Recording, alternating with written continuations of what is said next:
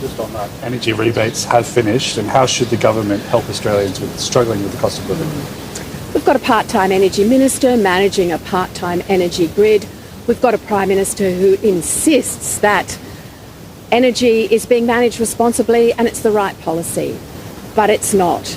And the effect of those rising energy bills is affecting every single part of the family's budget, whether it be walking into the supermarket and buying the weekly groceries, whether it be anything that comes to you that's delivered from somewhere else, using energy to get there. Most importantly, keeping your house cool on these very hot summer days.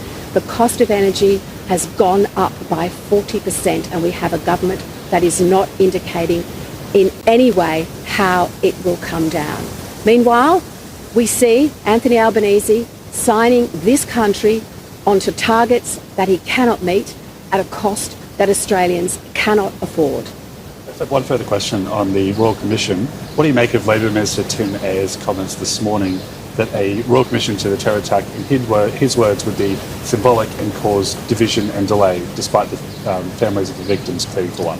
Yet another Labor minister tone deaf to the realities. Yet another member of Anthony Albanese's cabinet who does not understand what is at stake here. And I don't know whether this minister has bothered to speak to the Jewish community or indeed the Australian community that has such anxiety over the events of December the 14th and the surge in anti-Semitism in the last 2 years, and has heard directly from Australians who feel that their lives are unsafe. But I would simply appeal once more to the Prime Minister and his ministers to listen to victims. Victims are the experts in anti-Semitism and anti-Jewish hatred. They have lived it. They have experienced it. They have told their leaders about it. But it appears from this minister that those leaders are not listening. Final question from us. Do you have any New Year's resolutions? My New Year's resolutions are, well, I've been on the same couch to 5K running app for the entire year. So I think in 2026 I need to do better.